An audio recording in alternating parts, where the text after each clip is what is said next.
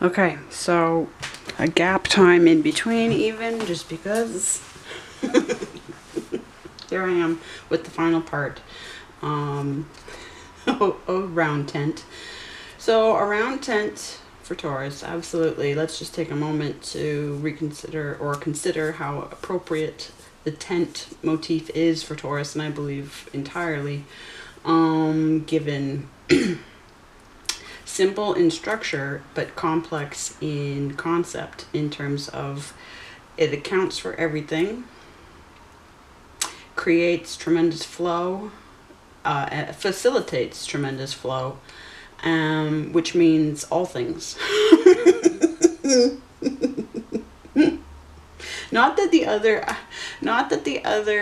homes don't do that in their own way. I think it falls to where Taurus hits in the wheel. So the fact that when we incarnate through Aries, and then we ground right into the second house, into the deep magic we're put into play. It's where we hit the chessboard, right?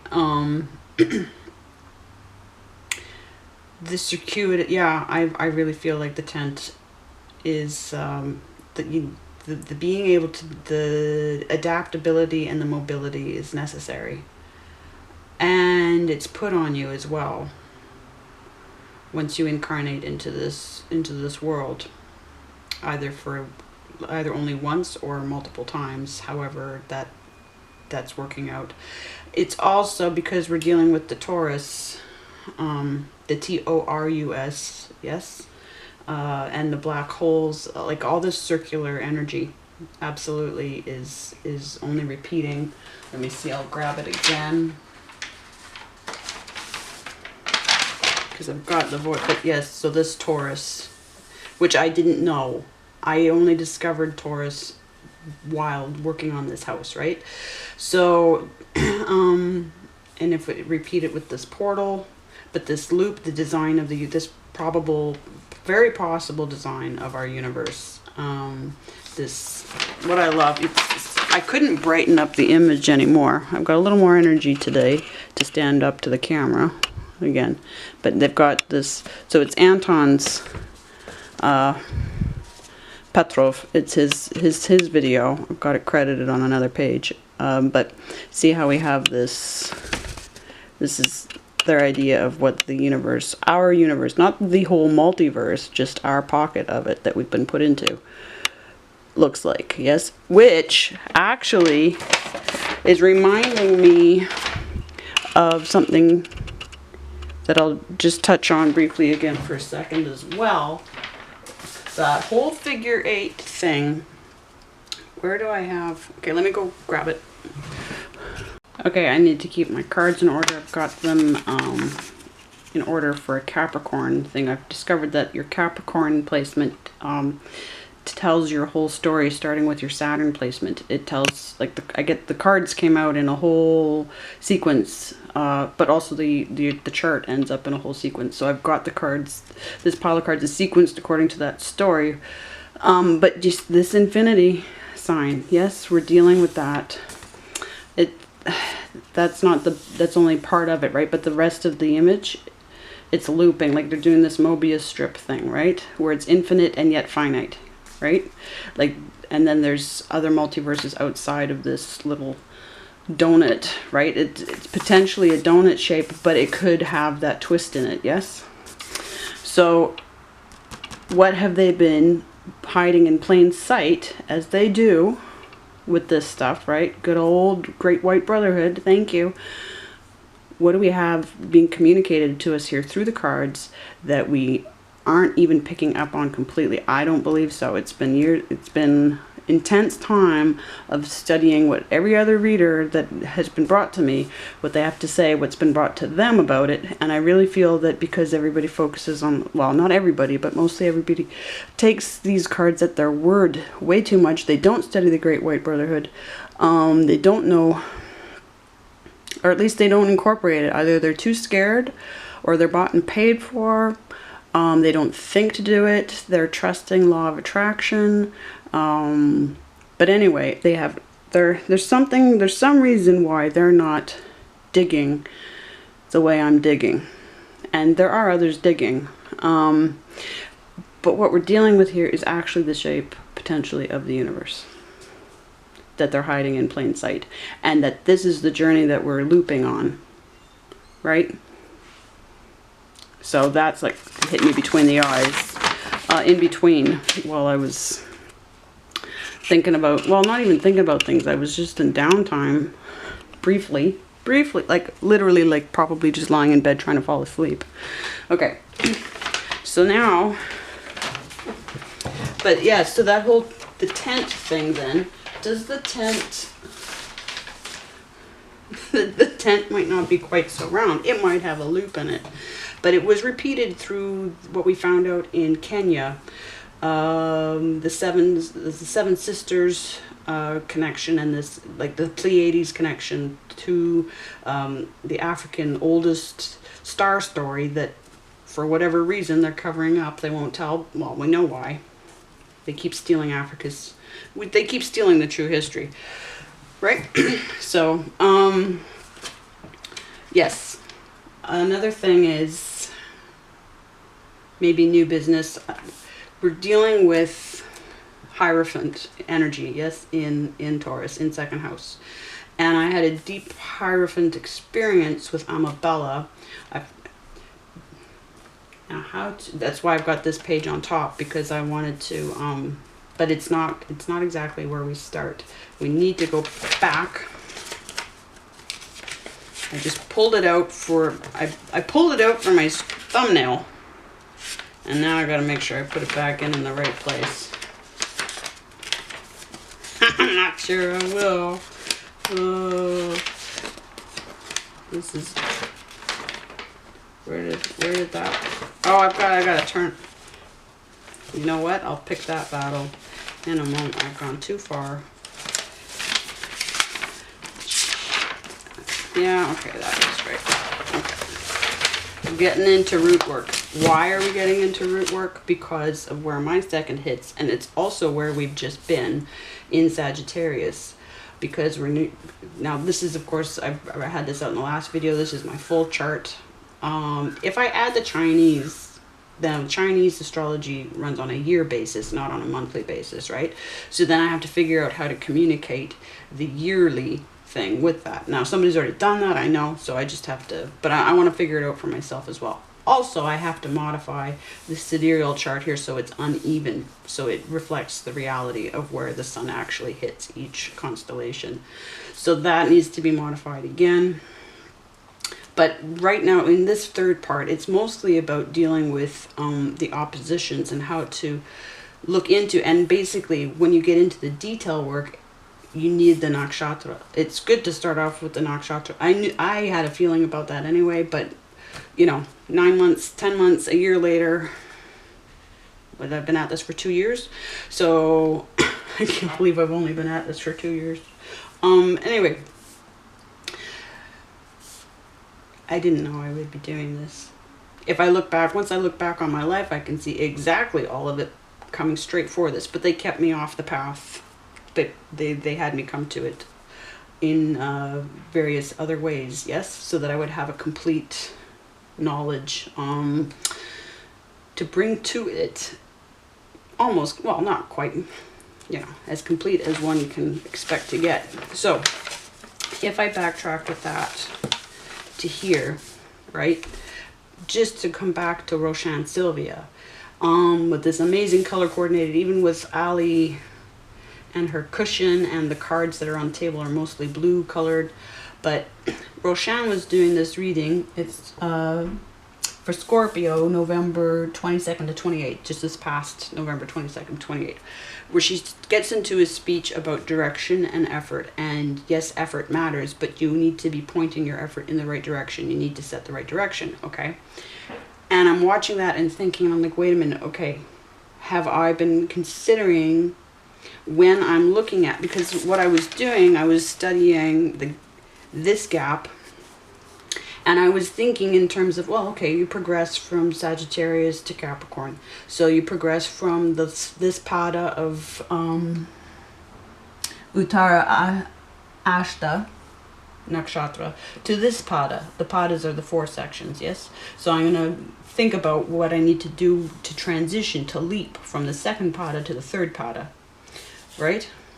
And then she got me thinking about direction, and so then they connect dots in my mind, or they send me a message. And I realized, it's like, wait a minute, what if I need to work backwards from 3rd to 2nd? Switch the direction.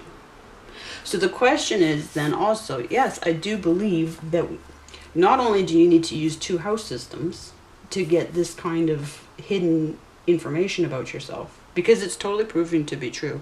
When I break it down to the 3rd and 2nd pada of Uttara Ashada, then I can say with absolute certainty, yeah, that is actually what I am. This is the gap that I'm in right now in life. And I'm maturing. My North Node's matured. I'm 43. Your North Node matures at age 43. So they're making sure that I can tie this in to all the information that I can show based, in real experience. Yes? And this gap needs to be reconciled with, for me, the 3rd and 4th padas of Punarvasu. And, but the question is, in which direction?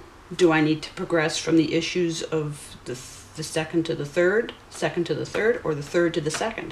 And I realized I've been living the 3rd pada, which was about looking after everybody else's stuff and believing in everybody else, yes, and putting my efforts into their stuff ahead of mine.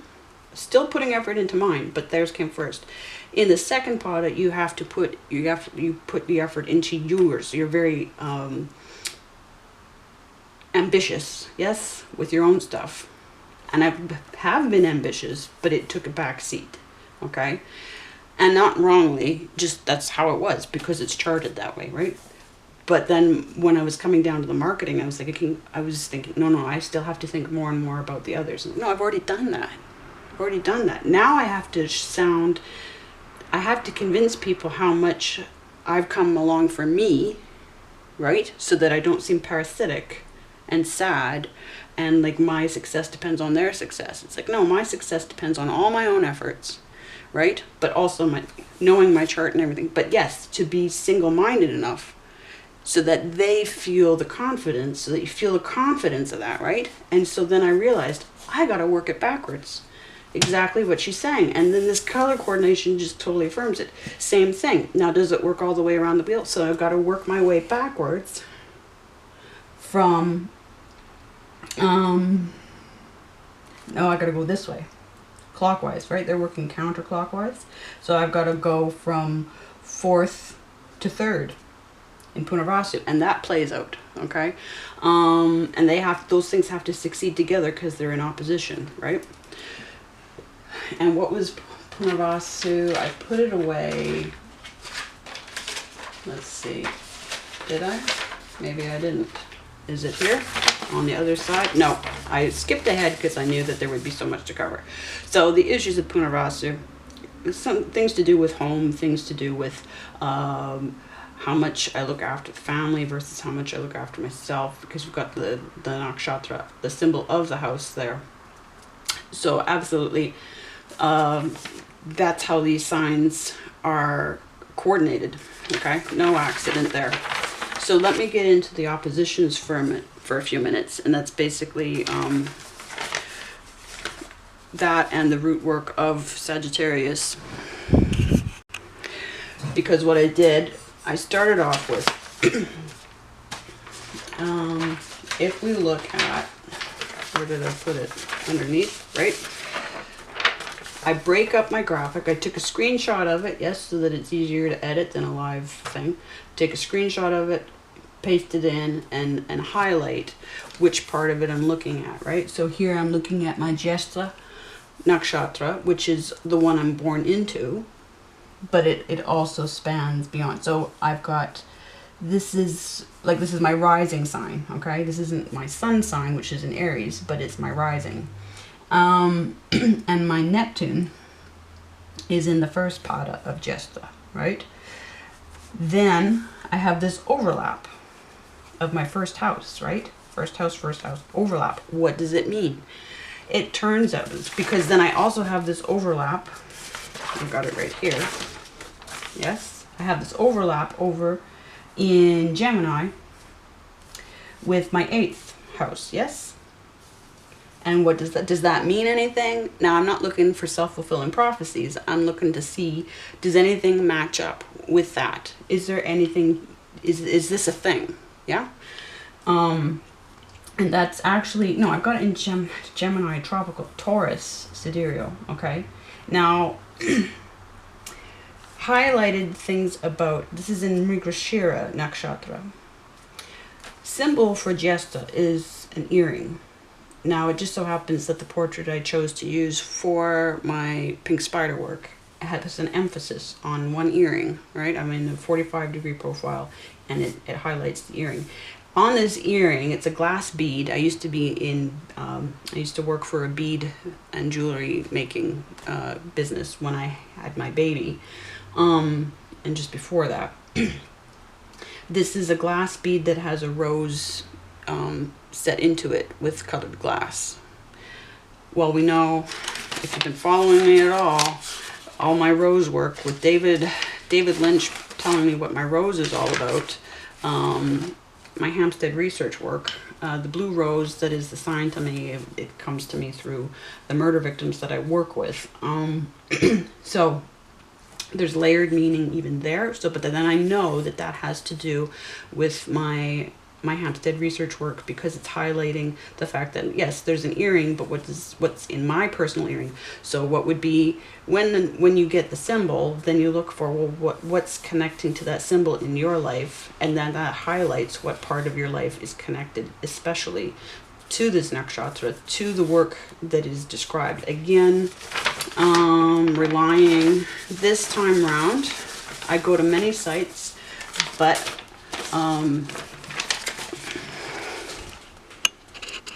vidyamitra.com has been especially helpful to me in all of this. I'll just make sure that I'm somewhat focused. It's hard to tell with those ones. Let's see here. I'll just do a test there. Okay. Now, have I totally screwed up? Yes. Yes, I have. Have I? Now I gotta see what's... Yeah, where'd my deer page go?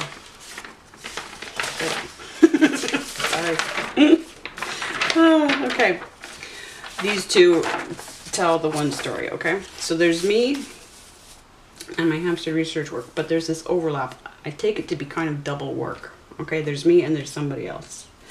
There's me and there's somebody else. Well, my partner, it turns out, and there's a journey in partnering. Both are symbolized by, have a symbol of a deer in one or two ways. The animal yoni for Jesta is a deer.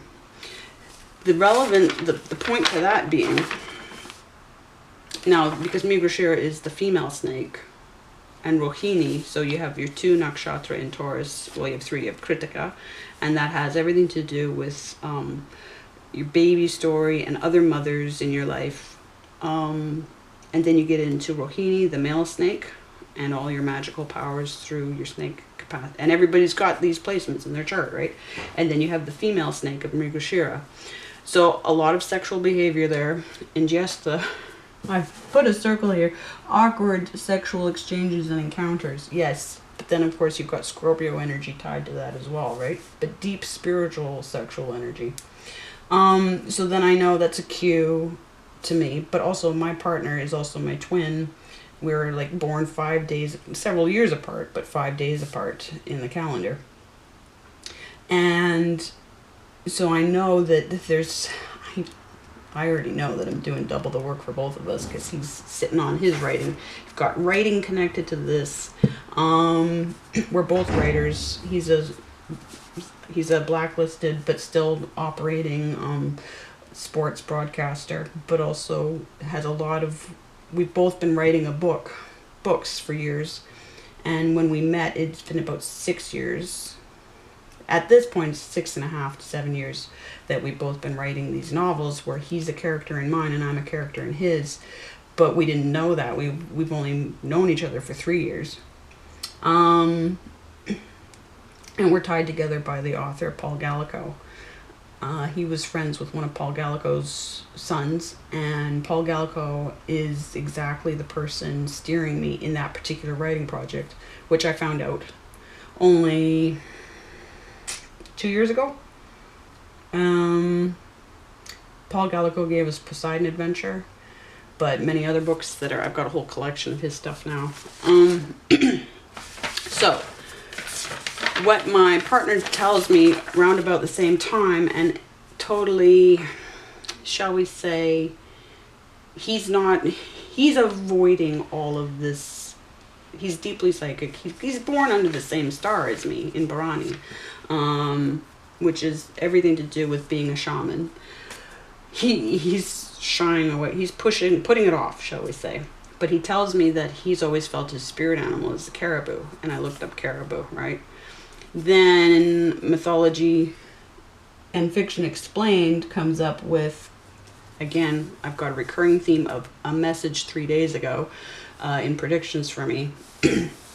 He comes up with the Deer Woman, Aboriginal North American, and North American isn't the right word, aren't the right words to use, I understand, because that's a colonial oppressive name. It's not accurate, but so he feels this connection to the caribou lineup. One of the main stories of caribou come from Manitoulin Island area, apparently, and that's close enough to me. It's totally close to the area of my favorite part of the world. So there's all kinds of stuff, detail upon detail upon detail. A guy that took the photo that they used on the Google search results, his name's Gallo, so like 2 letters different from Gallico, right? So I send all this information to him and I keep track of it. Always keep track of your information, always take screenshots, and then always pattern it together to see how the dots connect, right? There was a prediction within days of this, maybe a week or 2 of this, from somebody I just started following, thanks to Amabella, who will feature again. And she got a deer card, a stag card, okay, with deep psychic energy. So we tie all that together. What else did I circle here? Because in Mrigasira, in the 4th pada where I have my Jupiter's borderline between Mrigasira and, what's the next one? Is it Ashlesha? I'm trying to remember. I don't need to try to remember. Ardra, okay. So, but tend to have babies ahead of marriage or single mothers, and yes, absolutely. So that journey, so my motherhood journey and my partnership journey, here we have overlap of me and my work with my kid. My Neptune's right tied to that. So absolutely, my Neptune has everything to do with my son, my journey with my son. So this overlap is like double work. There's the overlap of what I need to do for myself and what I need to do for my son, and what I need to do for myself and what I need to do for my twin. Definitely my twin. Okay, so that's all panning out completely. Then I get into my empty 11th and reconciling that with my empty 5th, okay? And do the same thing. And the padas are going to balance each other, right? Like that's how specific and mathematically and spiritually specific you can get. So again, in my 11th, the symbols of the arch, we're talking about Vishaka, Nakshatra, and Svati, the 4th pada of Svati. And I need to get more into Svati because my Uranus in my 10th is in Svati, which is going to have a lot to say about what I'm doing. And so I'm pointing all of this out specific to me again because it can show you how accurate it will be for you when you get into it for you, right? The sheer amount of information that comes through knocks you right out, and there isn't a way to speed this up. I can't go around it. I can't skip it because it's Capricorn time. We're in overlap with Capricorn energy. There's this void, there's this dark energy. It's all good. And it's like a time-space thing, and it has to be done, because then I'm not going to know what I need to know. One thing before the next thing, yes? So you can't cheat, you can't skip over and say, okay, I'll come back to it later, because then I'm not going to complete Capricorn the right way. So there's this push. Capricorn keeps getting cut short. Taurus gets delayed, gets pushed back. There's all the, and there's no wonder, because we're talking about absolutely changing the shape of things. If you, once you step into this energy the right way, this is where you become the threat to the matrix. And of course the matrix doesn't want you to do that. So it's going to push back, so that you don't, hopefully. As far as the matrix is concerned, as far as the great architect is concerned, he certainly does not want you to manifest. He's put every obstacle in your way. He can't put... So it probably cut me off when I was saying that this is the nakshatra that uses the same constellation as Libra, and that is the symbol for Amenta, which over in Kemet, symbolisms, yes, is the symbol for heaven. And certainly, and 7, the 7 of Libra, 7 is the number of the Great Mother. Which takes us back to the Pleiades, where there are actually 7 sisters, but 2 have been occulting each other, so that it looks like 6. So then you get the story of 6 as well. But this arch has everything to do with the Tudor arch that they brought to my awareness through some of my other psychic work. And that takes us to the Great White Brotherhood and the King James Version of the Bible, which is completely Great White Brotherhood, doctoring of everything, and the truth of like all the lies that Jesus, if we take Jesus as to be our friend, our brown, very brown, black friend, Jesus, who came to get us to, quote, see things as they really are, and not, what is it? From John, the book of John, that changed me back in the day, like way back at the start of my journey. Stop seeing things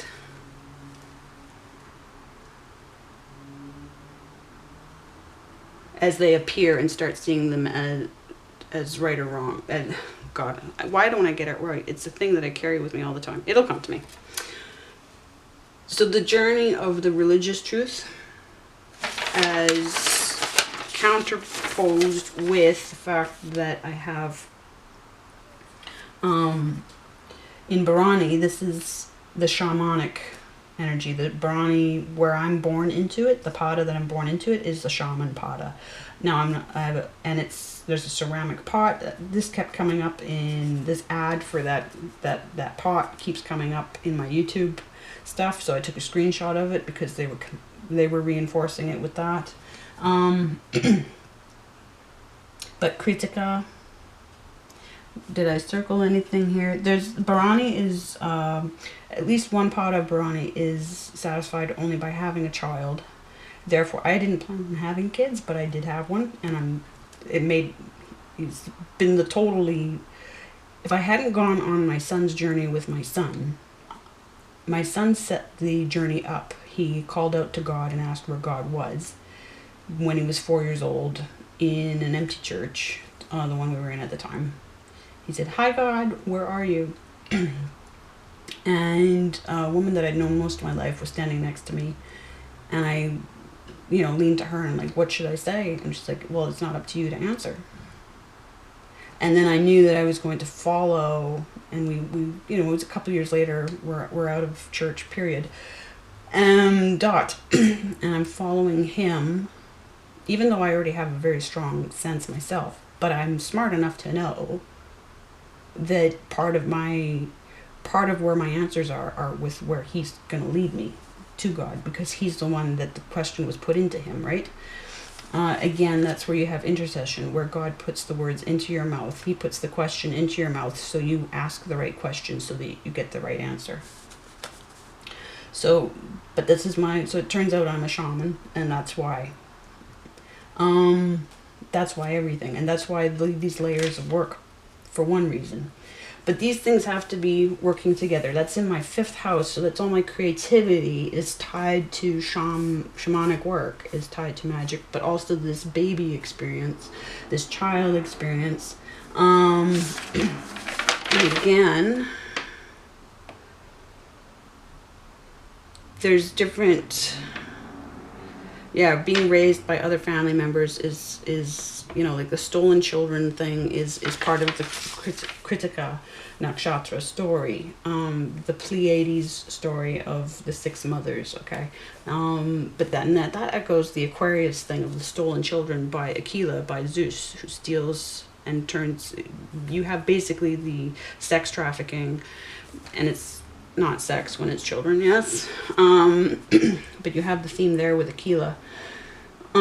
So